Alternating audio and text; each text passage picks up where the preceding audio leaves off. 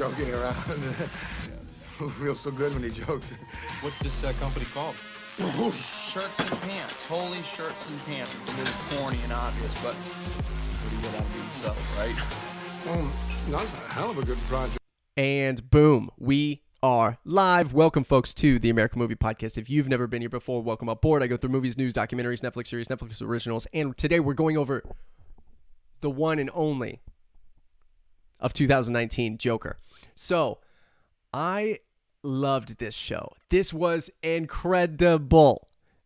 Goddamn, was this intense. It was crazy.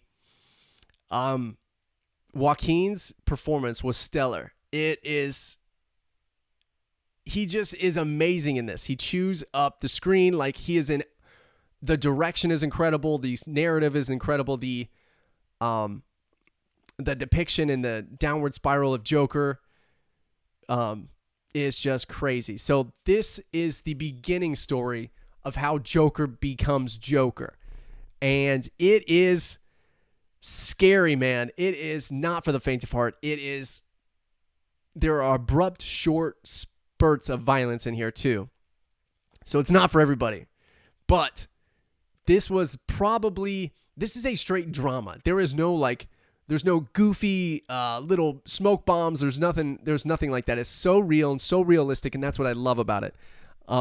It is a straight encapsulation of this person who has a neurological condition of outward laughter is just left by the wayside, and his laughter is maniacal. It is painful, and it is so sharp and it sticks out. It sticks out. So if you were to hear that, there is something uncomfortably audible inside of that person. It's just like a siren. You're like, uh-oh, that's a bell. Not good. Whatever that is, stay away.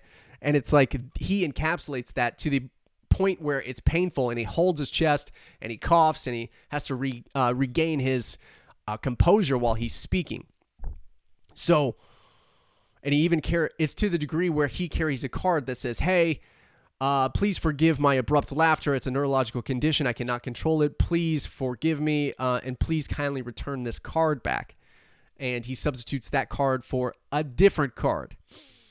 And he's a wannabe stand-up comedian. And with this, the neurological condition arises every time there's a nervousness occurs. So it is in Gotham that happens a lot. So he is this clown by day, and he wants to be a stand-up, and he's just trying to get by. He's very poor, and he's taking care of his sick mother, that's in this dilapidated housing.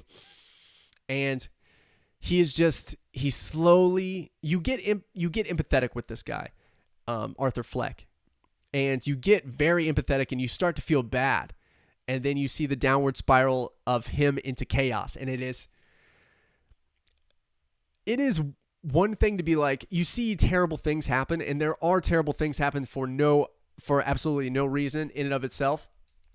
And there are barbaric people that are just animalistic and have no humanity. But this person, this descent shows, and I think it's naive to think or to say, like, how could anybody do that? Well, this is a good artistic rendition of the downward spiral, where you could see someone actually doing this. And South Park did it. South Park did it before it released, by the way. So they called it. I don't know if they saw it before or what, but they called it. And so Joaquin's performance is what makes this movie. And he is almost in, what I also loved about the direction is he is almost in every single shot of this movie. And if you pay attention, there is very little world building. He is inside the world, and we are along for the ride of this horrible descent. And it's great. It's so good, and it's so mesmerizing to watch him work and to watch him do this. And what I really liked, it's kind of a violent movie, but it's abrupt, and it's so pinpoint and so precise, and it's so appropriate in the spots. That's why I think it's so impactful, and people are like, man, this is such a violent show. I don't think it's that violent of a show. I think it's a mere 30 seconds of violence in its totality.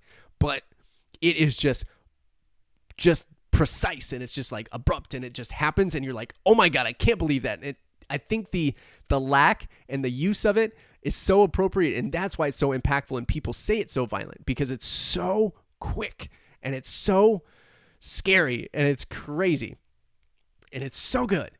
And it makes you think of the societal impact and the external forces that create this insanity, because he's got the neurological condition, he's tough, he's heavily medicated, and then the social safety net and everybody just throws him away.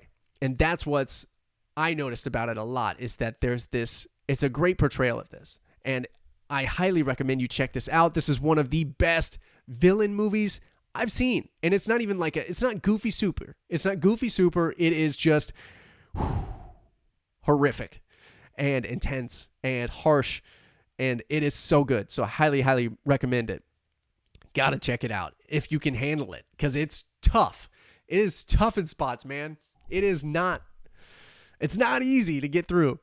And there's so many, like, the score was great. There were several song choices. Some people disagreed with, like the people I went with, I didn't hear which song they disagreed with, but there are some very potent choices in here too. So, it was so good though. Those are just nitpicks. It's so good. So check it out. Not for the faint of heart. You've been warned. You get to see the downward spiral of Joker into his maddening laugh, his maddening attitude towards society, and his maddening attitude towards Gotham and its hypocrisy. So check it out. Big fan. Loved it. Joaquin, you deserve it all, man. It was amazing. So thank you so much. This has been Matthew Benjamin with the American Movie Podcast. That was Joker. See it, folks. So good. Until next time. Bye. Bye. After all, someone has to pay for the lap dances for the big guy.